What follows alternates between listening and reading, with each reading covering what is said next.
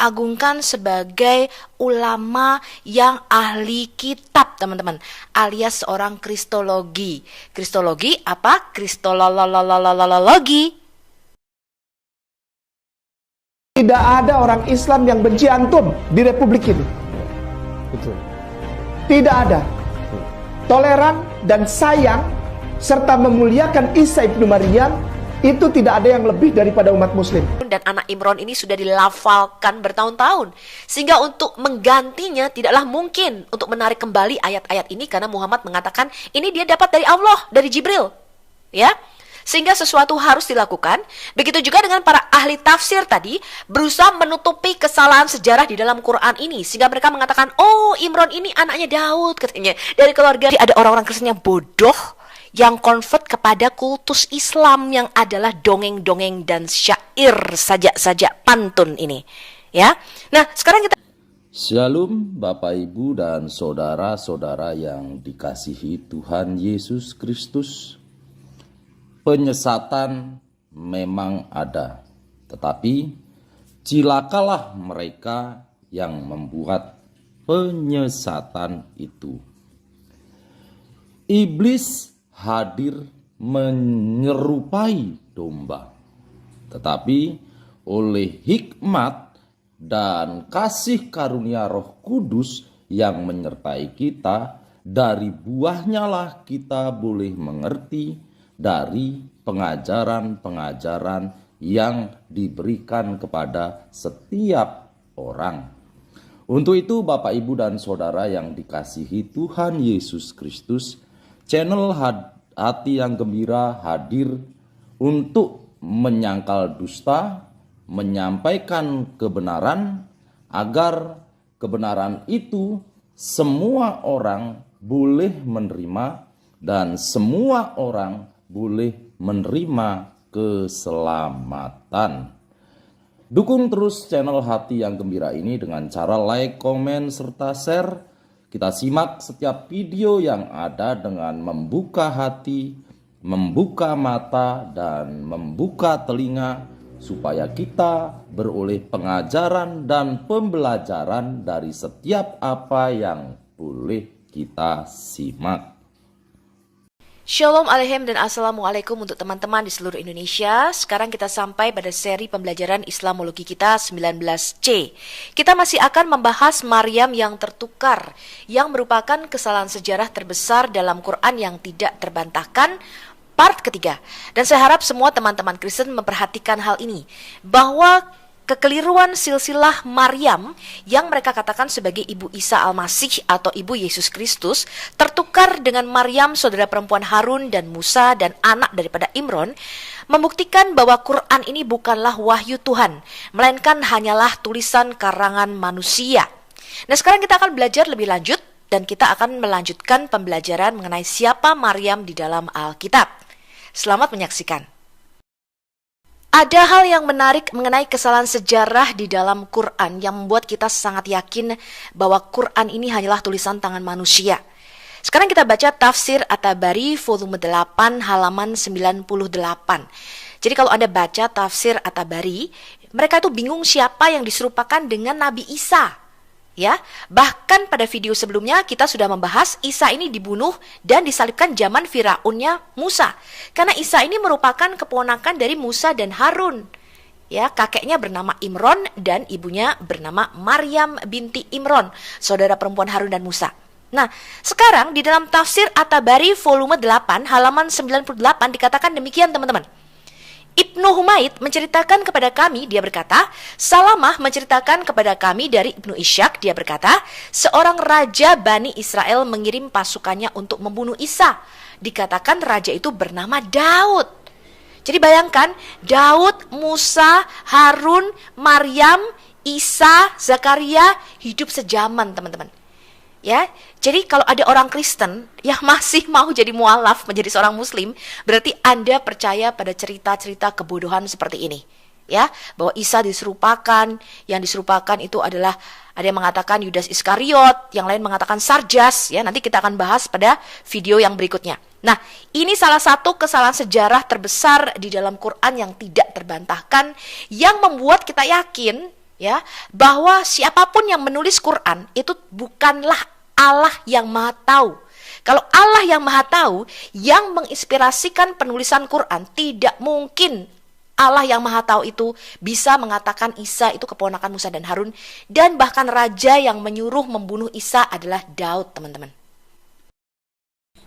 Sekarang kita lihat dulu komentar Ahmad Kainama yang katanya ahli kristologi, mendapatkan gelar ahli kitab katanya.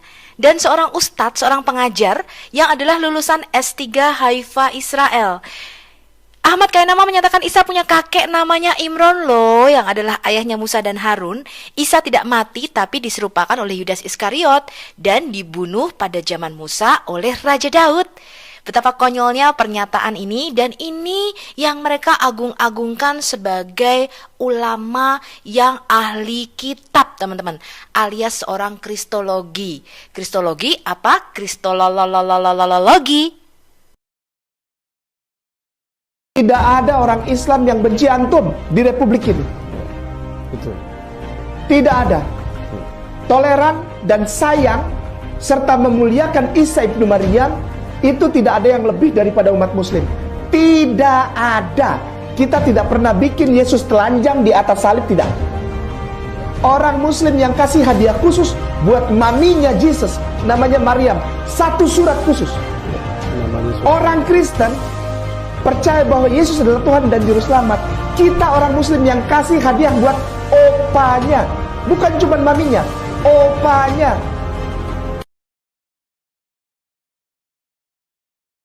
Satu surat khusus. Orang Kristen percaya bahwa Yesus adalah Tuhan dan Juru Selamat.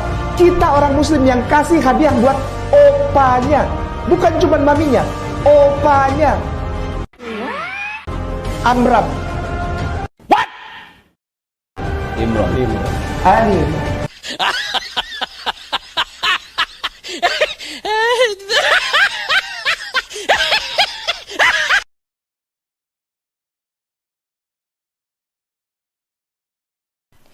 Dalam video sebelumnya, seri 19A dan B, kita sudah melihat kesalahan sejarah terbesar di dalam Quran.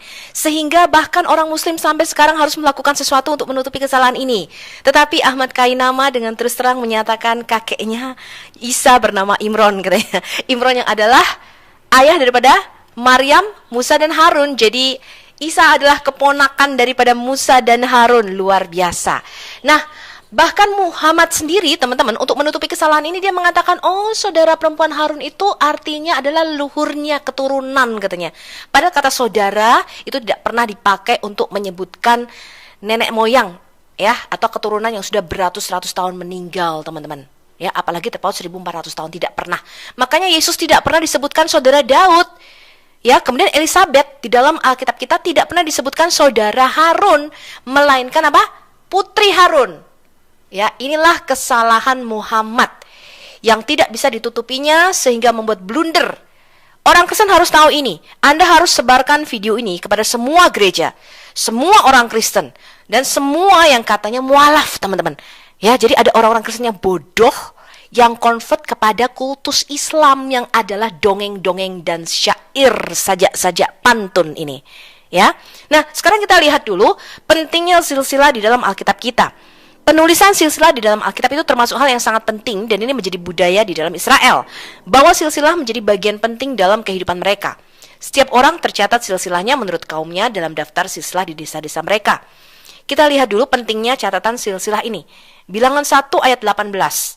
Dan pada tanggal 1 bulan yang kedua, mereka menyuruh segenap umat berkumpul. Kemudian silsilah orang-orang Israel disusun menurut kaum-kaum yang ada di dalam setiap suku mereka. Dan silsilah ini diambil dari keluarga ayah mereka. Ya, by their father's name. Mereka telah terdaftar dalam silsilah di desa-desa mereka. 1 Tawarik 9 ayat 22.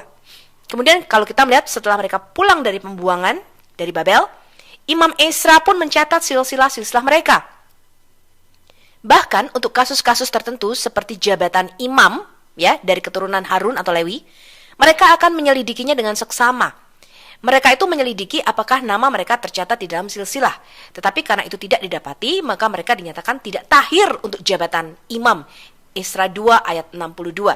Jadi jelas teman-teman bahwa pencatatan silsilah ini sudah merupakan satu tradisi bangsa Israel. Berbeda dengan bangsa Arab Padang Gurun, ya. Orang-orang Yahudi melestarikan tabel silsilah mereka dengan akurasi yang luar biasa selama berabad-abad sebelum kelahiran Yesus dan juga selama abad pertama setelah kelahiran Yesus. Jadi sebelum tahun 70 Masehi di mana bait suci kedua ini dihancurkan oleh Jenderal Titus pada waktu itu, maka tabel silsilah ini adalah suatu public record, ya. Jadi satu catatan yang bisa dilihat secara umum. Dan mereka memang melestarikannya dan menyimpannya. Tetapi setelah tahun 70 memang catatan silsilah ini juga ikut terbakar, teman-teman. Nah, kita melihat di dalam autobiografinya Flavius Josephus, yaitu seorang sejarawan Yahudi, menyatakan bahwa dia mereproduksi tabel silsilahnya, jadi dia tahu ini nenek moyangnya dari mana, sebagaimana yang dia temukan di dalam catatan publik. Dan dalam karyanya Against Apion, dia menceritakan bagaimana orang-orang Yahudi, bahkan mereka yang tinggal di luar Palestina, mengirimkan nama anak-anak mereka ke Yerusalem untuk dicatat secara resmi. Ini ada di dalam Geldenhuis New International Commentary dari Injil Lukas. Kalau kita melihat catatan di Alkitab Perjanjian Baru kita, maka ada dua kitab yang mencatat mengenai genealogi atau silsilah Yesus Kristus. Matius menelusuri silsilah Yesus Kristus sampai kepada Abraham di dalam kitab Injil Matiusnya, dan Lukas mencatat silsilah Yesus Kristus sampai kepada Adam dengan dua jalur yang berbeda. Jadi kalau Matius menelusurinya mulai dari Raja Daud kepada anaknya Salomo, sedangkan Lukas dari Raja Daud kepada anaknya Nathan. Nah, kita lihat kalau kedua-duanya ini sama-sama merujuk kepada Yosef. Tetapi siapakah Yosef yang ada di dalam Injil Matius? Ini merupakan kunci untuk memecahkan silsilah Maria dan silsilah Yesus di dalam Alkitab kita. Di dalam catatan silsilahnya, maka Matius menulis ada 14 keturunan dari mulai Abraham sampai Raja Daud, ada 14 keturunan mulai dari Raja Daud sampai pembuangan ke Babel, dan ada 14 keturunan dari Yekoya pembuangan ke Babel sampai kepada Tuhan kita Yesus Kristus. Tetapi kalau kita lihat, ada 6 raja Yehuda yang dihilangkan dari silsilah catatan Matius. 3 raja berturut-turut yaitu Ahasia, Yoas, dan Amazia, dan 3 raja lainnya yang bersaudara, Yoahas, Yoyakim, dan Sedekia. Mengapa demikian, teman-teman? Ternyata catatan silsilah ini tidak harus urut dan lengkap, ya, seperti yang kita perkirakan. Matius mencoba menyampaikan sesuatu dengan menulis daftar silsilah Yesus Kristus ini. Ini yang akan kita pelajari. Masalah ini kecil, mengapa Matius menghilangkan nama raja-raja tersebut dan dapat kita selesaikan dengan cepat. Kita tahu bahwa 3 raja pertama berturut-turut berasal dari garis keturunan Ahab dan Isabel. Ini adalah seorang raja yang jahat, ya, melalui putri mereka Atalia, ya, seorang penyembah berhala dewa Baal. Dan 3 lainnya adalah putra Yosia dan memerintah pada akhir kerajaan Yehuda, tepat sebelum penawanan Babel. Mereka semua sangat jahat, sangat terlibat dalam praktek penyembahan berhala, dan melakukan apa yang jahat di mata Tuhan. Ini dicatat di dalam kitab Raja-Raja dan kitab Tawarik. Dengan menghilangkan nama-nama ini, Matius dengan jelas menunjukkan bahwa orang-orang ini dihapuskan oleh Tuhan namanya dari bawah kolong langit, ya, karena mereka dianggap tidak pernah ada, dan dengan demikian tidak dianggap sebagai bagian dari garis keturunan Yesus atau termasuk di antara nenek moyangnya.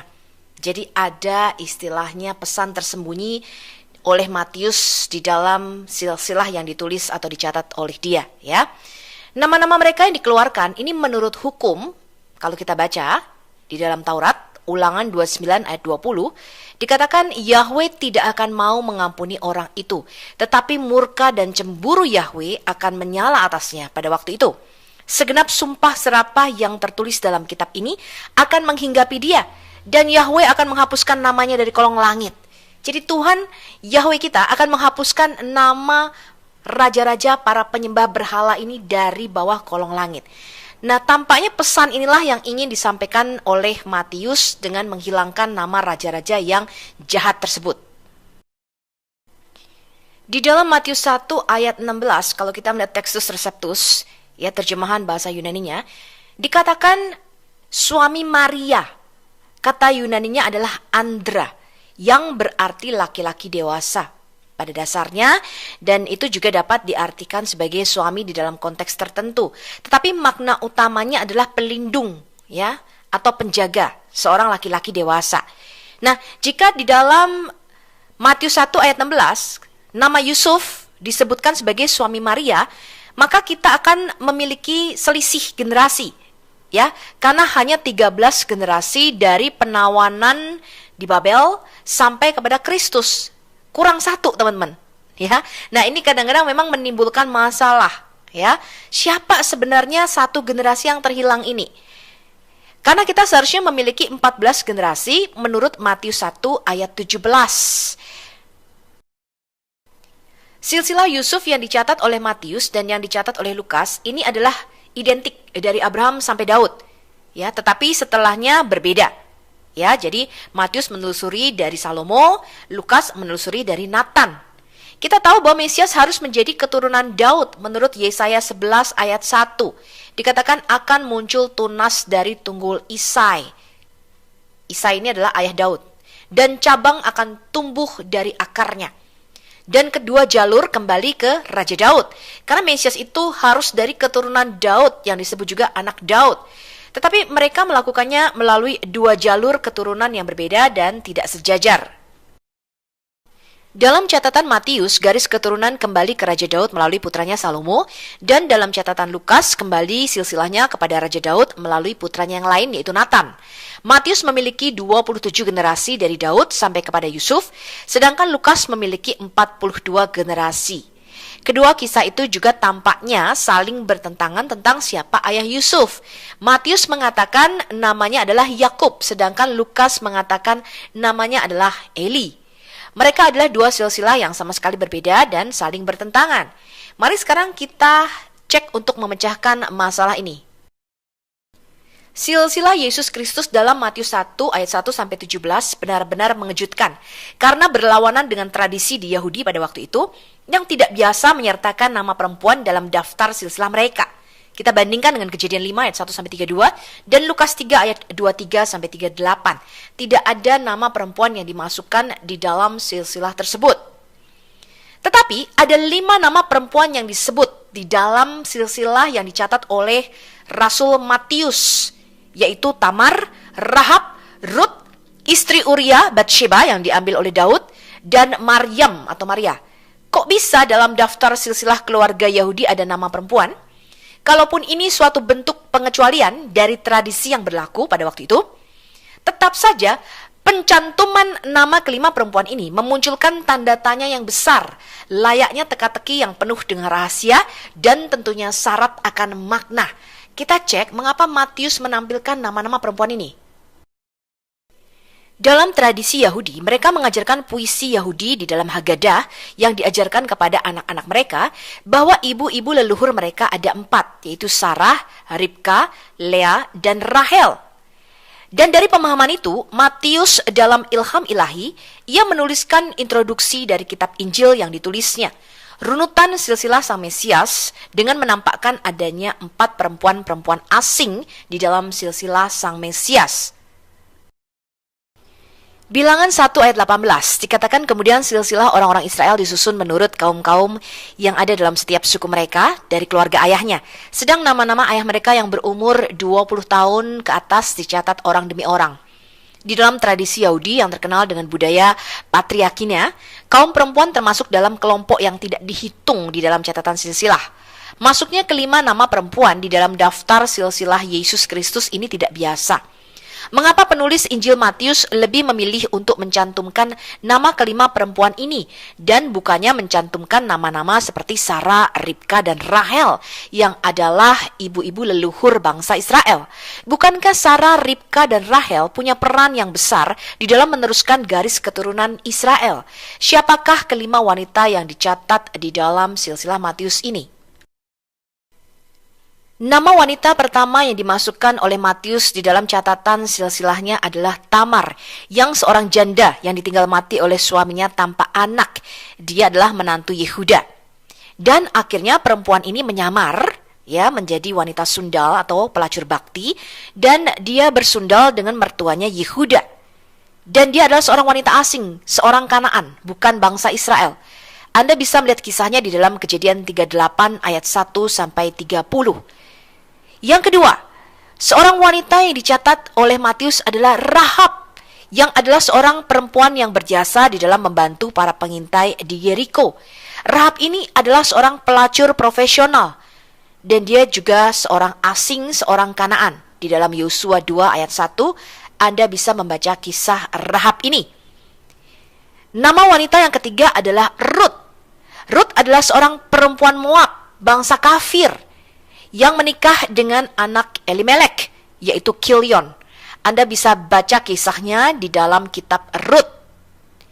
Yang keempat, istri Uria orang Het, yang bernama Batsheba, yang diambil Daud akhirnya menjadi istrinya dan berzinah dengan Daud. Dia adalah seorang perempuan yang serong, korban nafsu birahi dan keserakahan Raja Daud. Anda bisa membaca kisahnya di dalam 2 Samuel 11 ayat 1 sampai dengan 27.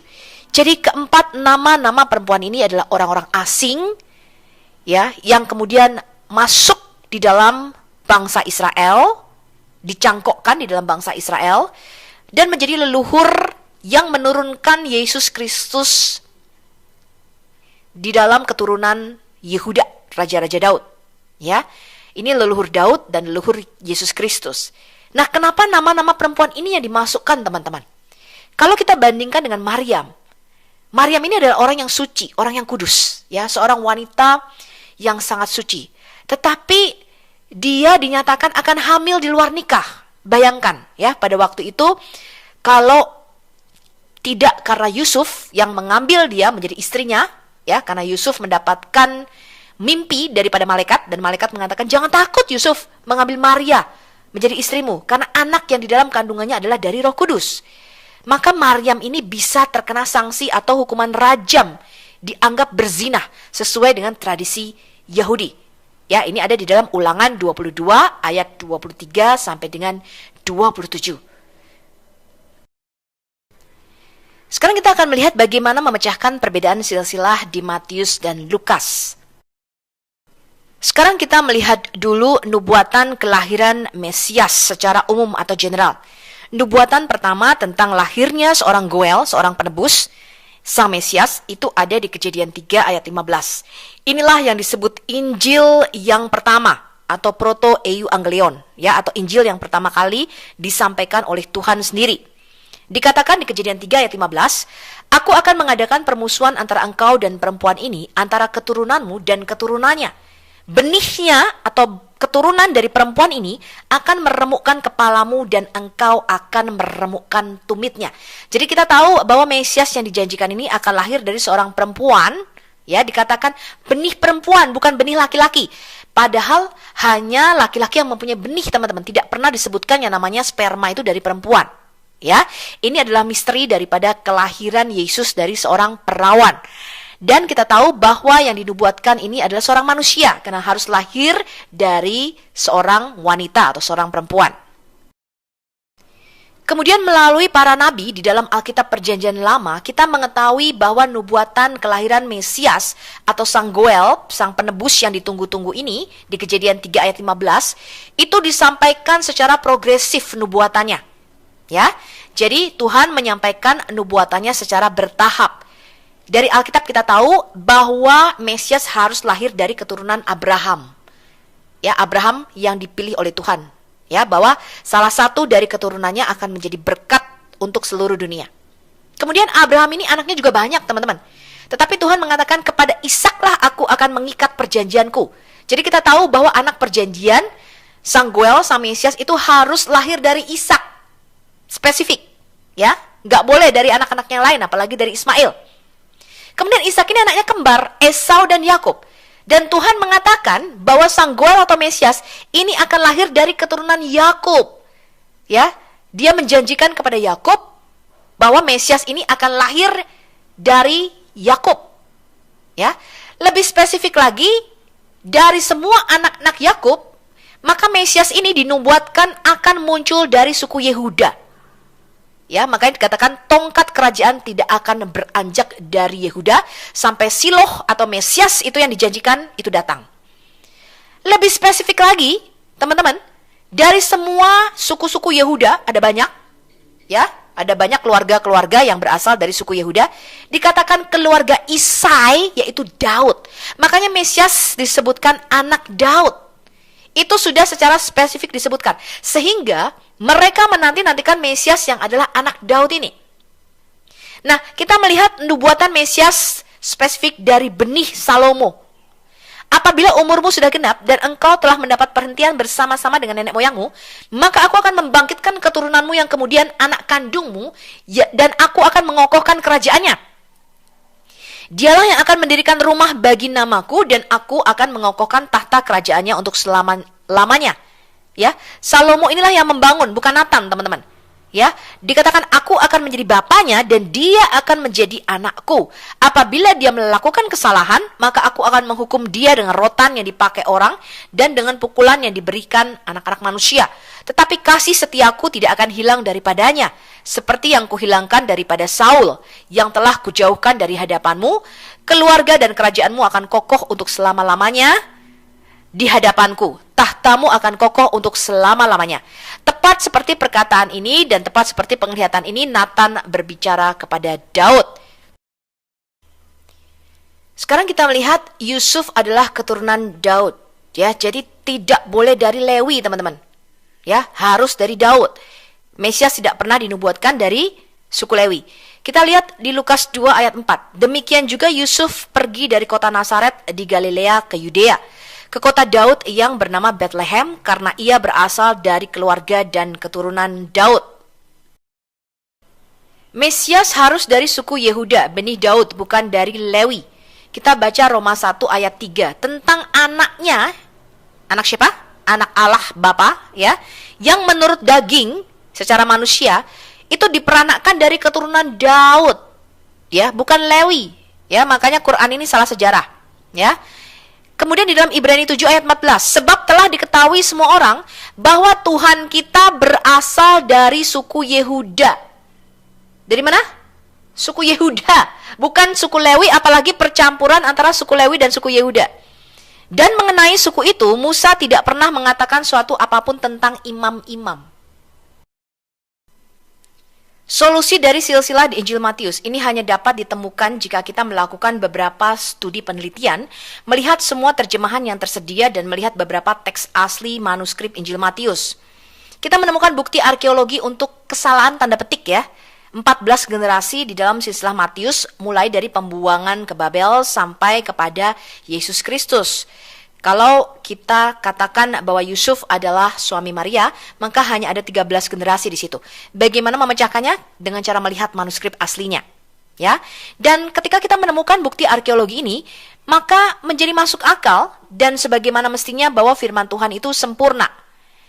Kemudian kita menemukan bahwa beberapa manuskrip Ibrani daripada Injil Matius dan beberapa bagian-bagiannya ini sudah disimpan selama berabad-abad. Dan para ahli melakukan studi penelitian manuskrip ini. Dan kita akan melihat dua manuskrip yang sangat menarik berisi silsilah lengkap Yesus. Menurut Papias dari Hierapolis tahun 70 sampai 130 Masehi, Injil Matius ini ditulis di dalam bahasa Ibrani atau dialek Ibrani, ya. Dan beberapa orang Kristen menerjemahkannya ke dalam bahasa Yunani yang merupakan lingua franca pada masa itu atau bahasa internasional pada masa itu. Dan mungkin juga bahasa lainnya. Kemudian Eusebius menyimpan kutipan dari Papias tentang asal-usul Injil Matius di dalam tulisannya. Dikatakan Matius itu menempatkan logia dalam susunan yang teratur dalam bahasa Ibrani, tetapi masing-masing menerjemahkannya sebaik mungkin.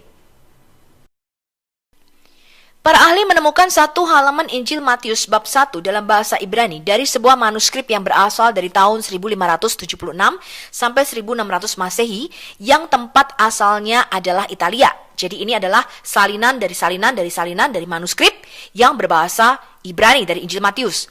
Dan sekarang tersedia untuk bisa dilihat secara online di perpustakaan digital Bodleian yang merupakan perpustakaan penelitian utama Universitas Oxford dan salah satu perpustakaan tertua di Eropa. Dalam teks Ibrani, Matius 1 ayat 16, kita menemukan bahwa Yusuf yang disebutkan di situ bukanlah suami Maria. Seperti yang Anda lihat pada gambar di bawah ini, teks Ibraninya berbunyi demikian. Ini adalah manuskrip yang dapat Anda lihat dan dapat Anda cek sendiri, teman-teman. Dikatakan Yosef Abi Miriam. Jadi Yusuf yang disebutkan di situ adalah ayah daripada Miriam. Para ahli juga menemukan saksi kedua dari Injil Matius bab 1 dalam bahasa Ibrani dari sebuah manuskrip Ibrani yang berasal dari abad ke-15-16 yang tempat asalnya juga di Italia. Seperti yang Anda lihat pada gambar di bawah ini, teks Ibrani seperti yang sebelumnya berbunyi Yosef Abi Miriam atau Yusuf ayah daripada Maria. Ya, ini adalah manuskripnya. Anda juga bisa lihat Yusuf Abi Miriam.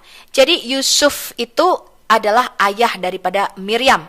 Jadi Maryam itu juga punya seorang ayah yang bernama Yusuf. Jadi pada waktu itu memang nama Yusuf ini nama yang pasaran lah. Jadi banyak orang bernama Yusuf ya. Bahkan Yesus juga punya saudara yang bernama Yosef ya. Jadi ini nama-nama yang umum pada waktu itu teman-teman. Jadi Maryam itu tidak diragukan lagi menikah dengan seorang pria bernama Yusuf yang merupakan ayah angkat Yesus Kristus ya, bukan ayah biologisnya. Tetapi juga memiliki seorang ayah yang bernama Yusuf yang merupakan nama yang cukup umum di Israel pada waktu itu. Jadi dari bukti internal teks bahwa Yusuf adalah ayah Maryam yang membuatnya menjadi 14 generasi dari pembuangan ke Babel ya sampai kepada Yesus. Ya. Nah, ini adalah pendapat pertama. Jadi Matius menulis silsilah Maryam dan Lukas menulis silsilah Yusuf yang adalah suami daripada Maryam dari jalur Nathan. Ini adalah dua manuskrip Ibrani dari Injil Matius yang menyatakan bahwa Maryam adalah anak daripada Yusuf, teman-teman. Ayahnya bernama Yusuf, ya, bukan Imron. Kita juga mempunyai bukti-bukti lainnya bahwa Matius inilah yang menulis silsilah Maryam, ya. Jadi selama ini banyak orang Kristen terbalik ya, teman-teman. Mereka menyatakan bahwa Injil Matius ini silsilah Yusuf, kemudian Lukas silsilah Maryam, begitu ya, kebanyakan ya secara umum. Tetapi ternyata ketika kita menemukan aslinya, manuskrip aslinya dalam bahasa Ibrani, ya, maka Injil Matius inilah yang menulis silsilah Maryam, bahwa dia punya ayah bernama Yusuf. Dan Injil Lukas dengan jelas menulis silsilah mengenai Yusuf dari jalur Nathan. Jadi dua-duanya adalah keturunan Daud, teman-teman. Maryam adalah keturunan Raja Daud dari Salomo di dalam Injil Matius, dan Yusuf adalah keturunan Raja Daud dari Nathan, ya, anaknya, ya, di dalam Injil Lukas, ya. Nah, bukti lainnya adalah Clement dari Alexandria.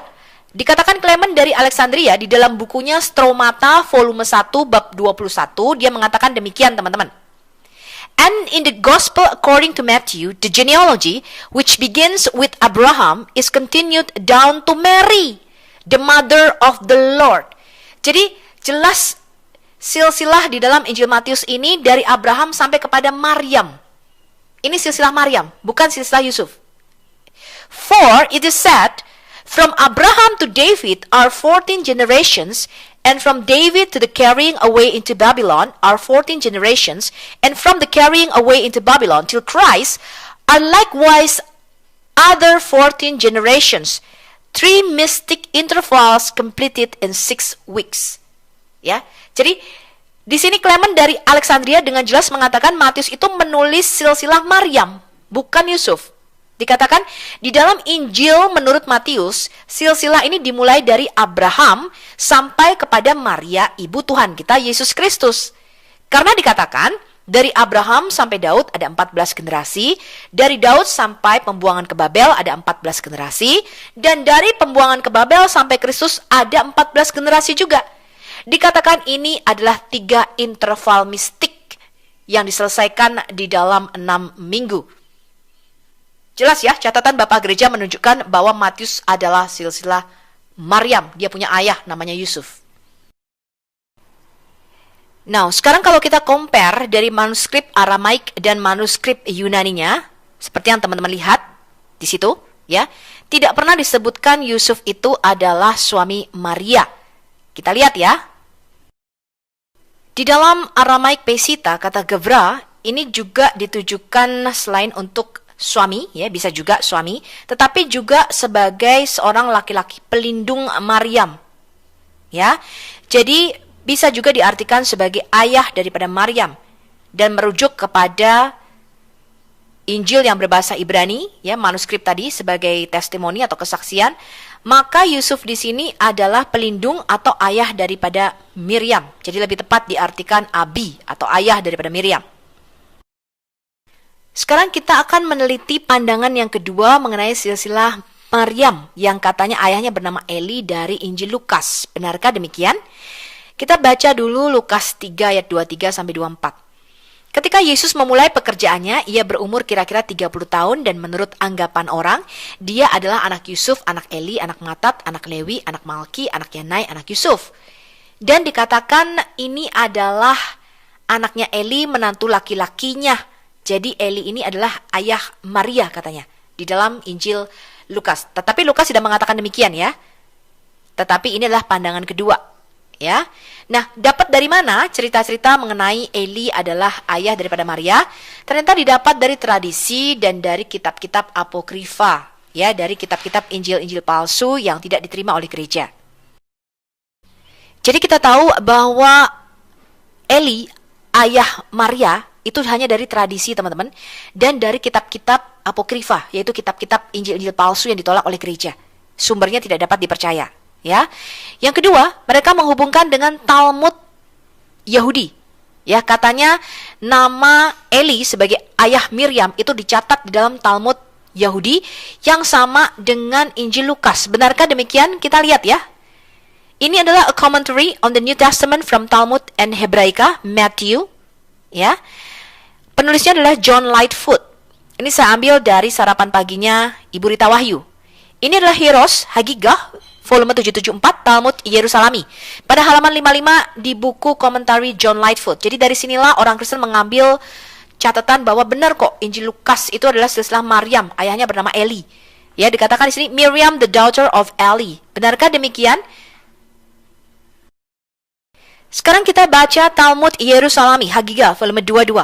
Apakah benar Maryam anak Eli Bet Salim ini adalah Maryam ibu Yesus, teman-teman? Kita baca ya. He saw also Miriam, the daughter of Eli Bet Salim. Ya, jadi ada seorang murid pada waktu itu, ya, muridnya seorang rabi, mendapat penglihatan Maryam ini tergantung di payudaranya di neraka, teman-teman. Jadi bukan berdasarkan satu riwayat yang sahih ya atau otentik, ya. Dikatakan demikian, Rabbi Eliezer ben Yosef says she was hanging by the nipples of her breast. Ya, di mana? Di neraka, teman-teman. Kita lihat kenapa dia tergantung di neraka menurut para rabi. Rabbi Yossi ben Hanina says a pivot of the gate of Gehenna was fixed in her ear. He said to them, the angelic guides of the visions, dikatakan di dalam penglihatan itu, malaikat berkata, why is this happening to her? They told him it was because she would fast and make it public. Dikatakan kenapa dia ada di neraka? Karena dia berpuasa. Cewek ini berpuasa, si Maryam, anak Eli Bet Salim, ya, berpuasa kemudian diumumkan. Bukan karena berzina, ya, atau karena melahirkan Yesus, teman-teman. Jadi ini Maryam yang lain, ya. Nama Maryam pada waktu itu banyak, ya. Bahkan saudara Miriam ibu Yesus juga namanya Maria juga, ya, dikatakan istri Kleopas, ya. Nanti kita kupas ke arah sana, ya.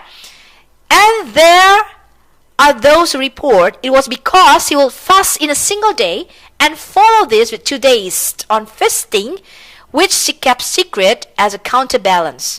He said to them, until when shall she suffer so? They said to him, until Simon ben Seta will come, and we will remove it from her ear and fix it in his ear.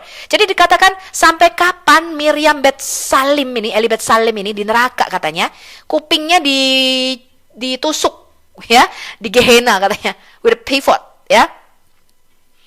Karena apa? Dia puasa, kemudian dia umumin, ya. Itu nggak boleh katanya. Karena sebab dia puasa dan diumumkan secara publik, itulah dia dihukum. Sampai kapan dia dihukum? Dikatakan sampai Simon ben Seta. Nah, Anda lihat, Rabi Simon ben Seta ini ada sebelum zaman Yesus, teman-teman. Jadi nggak mungkin ini Maryam yang disebutkan di sini adalah Maryam ibunya Yesus, ya. Sekarang kita lihat komentar dari para rabi mengenai Talmud tadi. Apakah benar Maryam Bet Eli Bet Salim ini adalah Maryam ibu Yesus? Diasosiasikan dengan ibu daripada Tuhan Yesus Kristus. Kita lihat komentar Rabi Yehuda Amital. Di dalam Yerusalem, di dalam traktat Hagiga diceritakan tentang seorang yang mimpi. Dia melihat penghakiman setelah kematian kepada orang yang dikutuk. Dan antara lain, dia bercerita tentang seorang wanita bernama Miriam Bet Ali Bet Salim. Kemudian Rabbi Eliezer Bar Yose mengatakan bahwa dia melihat Miriam, putri bawang, putri Eli Bet Salim ini, menggantung puting payudaranya di neraka. Kemudian Rabbi Yose Ben Hanina berkata, peniti pivot gerbang Gehenna diikatkan ke telinganya. Dan mengapa? Orang Yerusalem menjelaskan bahwa itu adalah hukuman bagi kebiasaan untuk berpuasa dan mempublikasikannya di depan umum. Dan beberapa mengatakan berpuasa 1 hari dan dia ngomong puasanya 2 hari lebih katanya. Ya, jadi bohong katanya. Nah ini teman-teman bukan Maria ibu Yesus teman-teman. Oke, kita lanjutkan lihat komentar para rabi. Orang itu melanjutkan dengan mengatakan bahwa wanita ini akan tetap di tempatnya, di neraka tadi ya, dihukum, sampai pemimpin Israel, Simon ben Setah menggantikannya. Nah, kita lihat ini timeline waktunya nggak sesuai. Simon ben Setah itu sebelum Yesus, teman-teman, ya. 100 tahun lebih, ya. Yang sebelumnya dia menjabat berjanji untuk menghilangkan fenomena penyihir dan tidak menepati janjinya. Mendengar hal ini, dia memberitahu Simon ben Setah tentang hal itu dan Hela segera mengurus penghapusan para penyihir. Jadi ini dituduh penyihir, kemudian orang-orang yang bohong secara publik, ya. Meskipun dia tidak pernah mengeluarkannya dari mulutnya, tetapi hanya merencanakannya di dalam hatinya. Jadi jelas Maryam Bet Ali Bet Salim yang dimaksud di sini bukanlah Maryam pada zaman Yesus, ya. Dr. David Kramer menafsirkan Maria Bet Ali Bet Salim ini sebagai Ali Bet Salim yang artinya leaves of onions, jadi daun bawang katanya ya di dalam bahasa Inggrisnya. Selain itu banyak sarjana juga yang meyakini bahwa Mary atau Miriam yang diceritakan di dalam Hagigah 774 itu bukanlah Maria ibunda Yesus, ya. Jadi Miriam Bet Ali yang dibicarakan di sini bukanlah Maryam ibu Yesus Kristus, hidup pada zaman Rabbi Simon ben Setah, ya. Simon ben Setah atau Simon ben Setah, ya, itu sekitar tahun 140 sampai 60 sebelum Masehi, yang adalah seorang ahli Farisi dan nasi dari Sanhedrin pada masa pemerintahan Alexander Ianus dan penerusnya Ratu Salome Alexandra yang merupakan saudara perempuan Simeon. Jadi Maria anak Eli atau Maria Bet Eli ini diambil dari tradisi turun-temurun dan kita tidak tahu dari mana ini sumbernya. Dan mereka hanya menduga, jadi sebenarnya mereka hanya menduga ya, bapak-bapak gereja ini menduga bahwa kitab Lukas itu merupakan silsilah Maryam, ya. Kemudian ini hanyalah ada di dalam kitab-kitab apokrifa. Nah sekarang kita lihat Santo Agustin dari Hippo dikatakan mempelajari tradisi ini dari Julius Africanus dan menerima tradisi ini sebagai otoritatif. Ini ada di dalam Eusebius dari Kaisaria, Church History, volume 1, halaman 7 dan volume 6 halaman 31. Santo Agustin dari Hippo, The Consensus Evangelistarum 2. Kemudian tradisi orang Kristen mengidentifikasi seorang wanita juga bernama Esta sebagai nenek dari Yusuf. Esta menikah dengan Matan, keturunan Salomo bin Daud dan menjadi ibu dari Yakub. Jadi ini hanya tradisi. Tetapi dikatakan setelah Matan mati, Esta menikah lagi dengan Matat, keturunan Nathan bin Daud dan menjadi ibu dari Eli. Jadi Yakub dan Eli adalah saudara tiri yang memiliki ibu kandung yang sama. Eli menikah tetapi mati tanpa mempunyai anak, jadi jandanya memikul tanggung jawab terhadap tradisi kuno yang disebutkan di dalam Alkitab kita sebagai levirate marriage. Jadi kalau kakaknya meninggal, maka adiknya harus menikahi janda daripada kakaknya. Kira-kira begitu ya. Dan menikah dengan Yakub sehingga memperoleh anak bernama Yusuf. Jadi Yusuf adalah anak biologis dari Yakub, keturunan Salomo bin Daud, dan juga merupakan anak legal dari Eli, keturunan Nathan bin Daud. Jadi ini cuma teori teman-teman ya. Nah, ada dua silsilah yang diabadikan. Meskipun secara legal adalah anak Eli, Yusuf dan ibunya tetap berada dalam keluarga Yakub. Menurut tradisi dan Yusuf secara legal mendapat warisan dari Yakub, tetapi ini hanyalah satu teori, ya. Di mana ayah Maria bernama Yoyakim, ini ada di dalam tradisi cerita-cerita dan di dalam Injil-Injil apokrifa yang ditolak oleh gereja dan bukan merupakan kanon. Jadi Injil-Injil apokrif yang ditolak oleh gereja Katolik dan Kristen, seperti misalnya Injil Kelahiran Maria atau The Gospel of Nativity of Mary, dan Injil Yakobus atau The Gospel of James atau The Infancy Gospel of James, yang mengatakan bahwa ayah kandung Maria adalah Yoyakim dan ibu kandungnya bernama Anne atau Hana. Di mana nama ibu Maryam adalah Hana, ini diambil oleh ahli-ahli tafsir Islam. Pendapat mengenai silsilah Maria ini memang diambil dari tradisi-tradisi yang berkembang pada waktu itu. Jadi ini bukan baru muncul pada abad pertengahan sebagaimana yang dinyatakan Patrisi tentang Annius Viterbo. Dia menyatakan Annius Viterbo di sekitar tahun 1432-1500-an dianggap sebagai penggagas awal pendapat ini. Tetapi ada banyak cendekiawan lainnya berbeda pendapat dengan Patrisi, misalnya Cornelius Lapide dan lain-lain. Pendapat silsilah Maria atau teori Marian genealogy itu telah ada di abad-abad sebelumnya. Seperti yang juga kita temui dalam tulisan John Damascus, Hilarius of Poitiers, tahun 315-367 Masehi. Walaupun banyak yang tidak bisa menerima pendapat teori tersebut, tapi dia menyebut ada banyak orang yang telah memegang teori ini sebelumnya. Ini berarti sebelum abad ketiga telah ada pendapat silsilah Maria tidak hanya Julius Africanus mengenai levirate marriage atau silsilah Yusuf yang ada di dalam Lukas. Hanya saja catatan Africanus yang sempat rekam sebagai kutipan di dalam tulisan Eusebius. Keterangan mengenai nama orang tua Maria itu ada di dalam Injil-Injil Apokrifa yang ditolak oleh gereja, ya, yaitu Yoyakim dan Anna atau Hana. Tapi tidak dilengkapi penjelasan tentang silsilah Maria atau kedua orang tuanya. Malahan tradisi Islam itu mencampurkan antara nama ayah Maria atau Maryam di dalam Quran yaitu Imron dan istrinya dikatakan Hana. Ya, mengambil dari Injil-Injil Apokrifa. Ini jelas-jelas salah sejarah, ya. Karena Amran yang adalah ayahnya Musa dan Harun dan ayahnya Miriam di dalam Alkitab kita itu istrinya bernama Yokebed. Itu hidup 1400 tahun sebelum Hana. Ya, dan Hana itu suaminya tidak pernah bernama Imran, seperti yang dikatakan oleh kitab-kitab tafsir, teman-teman. Ya, ini hanya ada di dalam Injil-Injil palsu. Kemudian kita lihat di dalam Injil Matius palsu atau Pseudo Matthew bab 4 dikatakan, dan setelah menyapihnya di tahun ketiga, Yoyakim dan anak istrinya pergi bersama ke bait suci Tuhan untuk mempersembahkan korban kepada Tuhan dan menempatkan bayi Maria. Ya, jadi Maria dikatakan diserahkan ke bait suci ketika berusia 3 tahun setelah disapi. Hal ini tidak sesuai dengan tradisi Yahudi, teman-teman. Tidak ada wanita yang diserahkan ke bait suci. Ya, jadi hanya anak laki-laki dan bukan anak perempuan. Tetapi herannya, dalam kitab Injil palsu ini masuk di dalam tradisi gereja. Nanti kita lihat ya. Cerita ini masuk di dalam tradisi gereja dan bahkan masuk di dalam Quran. Ya, jadi cerita mengenai Maria diundi oleh Yusuf itu masuk juga di dalam Quran. Ini bukan berasal dari fakta sejarah, melainkan dari kisah-kisah palsu. Oke, saya mengutip dari Sarapan Pagi Berita Wahyu yang mengatakan ada dokumen seperti ini, teman-teman. Hal menarik di dalam bukunya William Lukin mengenai jawaban Andronicus tahun 1310 terhadap pertanyaan orang Yahudi tentang Maria sebagai keturunan Daud, Andronicus menyatakan telah menemukan sebuah tulisan seorang rabi Yahudi, Eliyah, yang menyebutkan Maria keturunan Daud sekaligus informasi nama orang tua Maria yaitu Yoyakim dan Hane serta kaitannya dengan levirate marriage.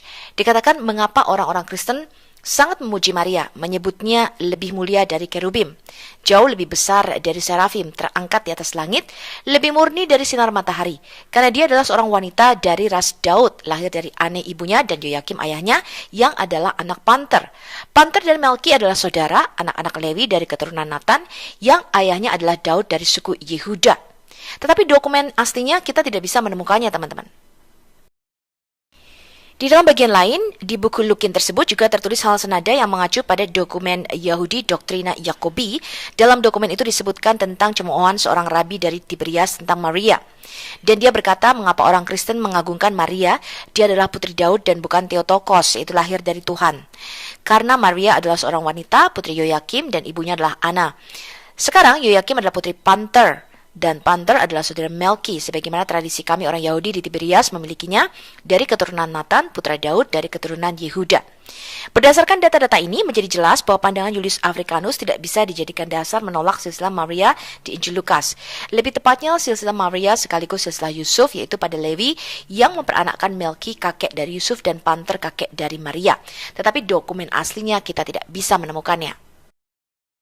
Jadi kalau merujuk kepada dokumen tadi teman-teman, dikatakan di dalam silsilah Injil Lukas bahwa Melki ini punya saudara bernama Panter. Kemudian Panter inilah yang memperanakkan Yoyakim, dan Yoyakim memperanakkan Maria, ibu daripada Yesus Kristus. Maria inilah yang bertunangan dengan Yusuf. Jadi kalau kita melihat silsilah ini, Maria dan Yusuf ini sepupu ya, saudara dekat. Tetapi apakah silsilah ini bisa dipercaya teman-teman? Saya kembalikan kembali kepada audiens yang menonton video program Al-Hayat Indonesia. Ya, tapi saya meyakini dengan pasti bahwa silsilah di dalam Injil Matius merupakan silsilah Maria, sedangkan Injil Lukas merupakan silsilah daripada Yusuf. Karena Tuhan Yesus Kristus tidak pernah disebutkan berasal dari suku Lewi, melainkan dari suku Yehuda. Sekarang kita coba melihat apa kata Bapak Gereja yang hidup dekat dengan masa Yesus dan juga menyaksikan hal ini. Kita ambil contoh misalnya Ignatius dari Antioquia tahun 110 Masehi di dalam suratnya kepada jemaat di Efesus pasal yang ke-18. Epistle of Ignatius to the Ephesians chapter 18, The Glory of the Cross. Dia mengatakan sebab anak Allah yang telah dilahirkan sebelum waktu ada dan yang mengadakan segala sesuatu menurut kehendak Bapa, dia dikandung dalam rahim Maria menurut penetapan Allah dari keturunan Daud dan oleh Roh Kudus. Bahkan ditulis di dalam Injil-Injil Apokrifa yang dijadikan acuan Muslim untuk penyebutan nama orang tua Maria, Yoyakim dan Hana, juga menyebutkan bahwa Maria ini keturunan Daud. Dikatakan di dalam The Gospel of the Nativity of Mary, pasal yang pertama, perawan Maria yang terberkati dan mulia muncul dari keturunan kerajaan dan keluarga Daud. Begitu juga di dalam Proto Evangelium Yakobi. Dan imam itu berkata, panggil aku gadis-gadis perawan dari suku Daud. Dan para petugas pergi dan mencari dan menemukan 7 perawan. Dan para imam mengingat-ingat anak Maria bahwa dia dari suku Daud dan tidak tercemar di hadapan Allah. Bahkan yang menarik, para ahli tafsir Islam klasik seperti Al-Tabari dan Ibnu Katsir menyatakan bahwa Maria keturunan Daud. Berbeda dengan banyak apologet muslim masa kini yang menolaknya, termasuk Ahmad Dedat, yang mempopulerkan pandangan bahwa Yesus bukan dari keturunan Daud. Al-Tabari menuliskan daftar silsilah Maria melalui Imran sampai kepada Salomo.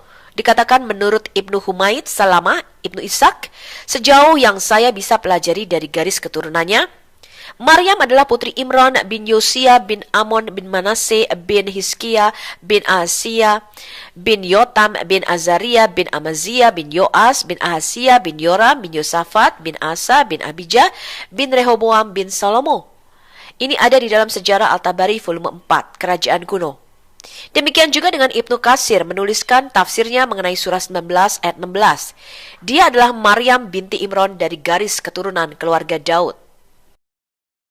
Jadi jelas kita melihat bahwa kesalahan sejarah yang tidak terbantahkan dan sangat mencolok di dalam Quran ini membuat para ahli tafsir mau melakukan sesuatu. Sama seperti Muhammad ketika ditanya oleh Ka'b al-Ahbar dan orang-orang Kristen Najran, kok kamu bisa menyebutkan Maryam ini saudara perempuan Harun, anaknya Imran lagi? Iya kan? Padahal antara Isa Al-Masih, supposedly mereka menyamakan ini dengan Yesus Kristus, itu berjarak ribuan tahun dari Musa dan Harun. Jadi mereka tahu penyebutan saudara perempuan Harun ini adalah salah kaprah. Dan Muhammad berusaha menutupinya. Karena pada waktu itu Maryam saudara perempuan Harun dan anak Imran ini sudah dilafalkan bertahun-tahun. Sehingga untuk menggantinya tidaklah mungkin untuk menarik kembali ayat-ayat ini. Karena Muhammad mengatakan ini dia dapat dari Allah, dari Jibril. Ya. Sehingga sesuatu harus dilakukan. Begitu juga dengan para ahli tafsir tadi berusaha menutupi kesalahan sejarah di dalam Quran ini. Sehingga mereka mengatakan, oh Imran ini anaknya Daud katanya. Dari keluarga keturunan Daud.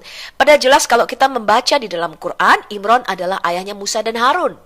Ya, dan juga ayah Maryam, ibu daripada Isa Al-Masih. Nah, dari mana kesalahan sejarah ini bermula teman-teman? Ternyata Islam bukanlah agama yang pertama kali menyatakan bahwa Isa Al-Masih Yesus Kristus berasal dari keturunan Imran. Kalau kita melihat di dalam agama Manikeisme, nabinya bernama Nabi Mani yang juga sama mengklaim dia adalah nabi terakhir, ya. Dan dia mengklaim dia adalah Parakletos atau Roh Kudus. Kita lihat teman-teman. Di dalam silsilah agama Manikeisme, Imran itu kawin dengan istrinya Imran. Nggak tahu siapa nih istrinya Imran, ya. Kemudian punya anak 2, Musa dan Harun. Kemudian Musa punya istri. Musa ini melahirkan anak bernama Maryam. Dan Maryam ini yang menurut Nabi Mani di dalam agama Manikeisme menurunkan atau melahirkan Yesus Kristus yang adalah Sang Mesias. Kita lihat ya buku aslinya. Di dalam kitab mereka, teman-teman, Haran Gawaita, pembukaan halaman 3, kita baca, "And they loved the Lord, that is Adonai, until in the house of Israel there was created something which was not placed in the womb of Mary, a daughter of Moses. It was hidden in her womb for 9 months, and bewitched her, until the 9 months were fulfilled, and she was in labor and brought forth a Messiah." Jadi jelas di sini dikatakan Mary, a daughter of Moses. Maria, anak Musa yang mengandung Mesias. Oke, kita melihat sekarang tradisi gereja lainnya dan salah satu dokumen yang saya anggap cukup penting, tetapi dokumen ini berasal dari tradisi-tradisi yang sudah dituliskan di dalam kitab-kitab apokrifa yang tidak bisa kita terima sebagai dokumen yang dapat dipercaya, ya. Sekarang kita lihat dulu, inilah Coptic Synaxarium halaman 94, The 11th day of the blessed month of Hathor. Di dalam Coptic Synaxarium halaman 94, ini mereka memperingati hari kematiannya Santa Ana atau Santa Hana yang adalah mereka sebutkan sebagai ibu daripada Maria atau nenek daripada Yesus Kristus secara manusia. Ya, dikatakan the departure of Saint Anna, the mother of Theotokos. Dikatakan di sini, on this day, the pious and righteous Saint Anna atau Hannah, the mother of Our Lady, the Holy Virgin Saint Mary, the mother of God, departed. This holy woman was the daughter of Matan, the son of Levi, the son of Melchi, who was a descendant of Aaron the priest. Her mother's name was Mary, and she was from the tribe of Judah. Matan had 3 daughters. The first was called Mary after her mother, and she was the mother of Salome, the midwife. The second was Sophia, the mother of Elizabeth, the mother of Saint John the Baptist. The third was Saint Anna, or Saint Hannah, the wife of the righteous man Joachim, who was of the tribe of Judah. She was the mother of Our Lady, the Holy Virgin Saint Mary, the mother of the Savior of the world. That makes Our Lady, the Virgin Saint Mary, Salome, and Elizabeth cousins. Oke, sekarang kita lihat ya, bagaimana sejarah atau silsilah Maria menurut Coptic Synaxarium. Jadi menurut tradisi gereja yang dicatat di dalam Coptic Synaxarium, Maryam ini merupakan keturunan campuran dari imam besar Harun suku Lewi dan dari keturunan Raja Daud suku Yehuda. Dikatakan Matan adalah keturunan imam besar Harun dari suku Lewi. Dia menikah dengan seorang wanita dari suku Yehuda bernama Maryam. Kemudian dari pernikahan campuran ini, mereka melahirkan 3 orang anak perempuan. Yang paling besar bernama Maryam, seperti nama ibunya, sama ya dengan nama ibunya, dan melahirkan seorang anak perempuan bernama Salome. Kemudian anaknya yang kedua bernama Sofia, dan dia melahirkan seorang anak perempuan bernama Elizabeth. Kemudian Elizabeth menikah dengan imam besar Zakaria dan melahirkan Yohanes Pembaptis. Putrinya yang ketiga bernama Hannah, yang menikah dengan Yoakim dan melahirkan seorang anak perempuan bernama Maryam, yang akhirnya bertunangan dengan Yusuf, dan Maryam inilah yang mengandung Yesus Kristus dari Roh Kudus. Yoakim ini berasal dari suku Yehuda dan juga menikahi Yusuf, ya, Maryam menikah dengan Yusuf yang adalah suku Yehuda. Nah, jadi ini menurut silsilah yang dicatat oleh Coptic Synaxarium. Apakah silsilah ini benar, teman-teman? Kita cocokkan dengan silsilah di dalam Matius dan Lukas. Kalau kita kembali mengacu kepada internal teks dari Injil Matius dan Injil Lukas, teman-teman, Matan ini memperanakkan Yakub. Ya, jadi tidak sesuai kalau dikatakan Matan ini memperanakkan 3 orang anak perempuan. Ya, kemudian di dalam Injil Lukas yang ditulis oleh Rasul Lukas dikatakan Matan ini disamakan dengan Matat. Ya, tadi dikatakan Matan ini adalah Matat, anak Lewi, anak Melki, dari keturunan imam besar Harun. Nah, kalau kita merujuk kepada Injil Lukas, Lukas sama sekali tidak mencatat bahwa Melki, Levi, dan Matan atau Matat ini merupakan keturunan dari imam besar Harun. Ya, nah, kalau kita hanya merujuk kepada internal tekstual Alkitab kita, maka silsilah di dalam Matius ini merujuk kepada silsilah Maria. Memang dia punya seorang ayah juga yang bernama Yusuf. Dan silsilah di Injil Lukas ini merupakan silsilah daripada Yusuf, teman-teman. Ya, kalau itu hanya bicara teks teks per teks ya, atau kita bicara manuskripnya saja. Ya. Nah, tetapi ini tidak merubah apapun dan kita percaya bahwa Yesus itu berasal dari suku Yehuda, bukan dari suku Lewi, teman-teman. Bahwa mungkin ada tantenya atau saudaranya Maria yang kemudian menikah dengan keturunan Lewi dan memperanakkan Elisabet, ya, kemudian Elisabet ini menikah dengan imam besar Zakaria, itu tidak diragukan lagi, ya, karena dia mempunyai sanak saudara dan Elisabet ini saudara dekatnya, ya. Tetapi bahwa Maria sendiri itu berasal dari suku Yehuda dan bukan berasal dari suku Lewi. Oke, saya rasa itu adalah kesimpulan kita pada seri pembelajaran kali ini. Sampai jumpa pada... Saya ucapkan terima kasih telah menonton video ini sampai habis. Dukung terus channel Hati yang Gembira dengan cara like, komen, dan subscribe. Tuhan Yesus Kristus memberkati kita semua. Amin.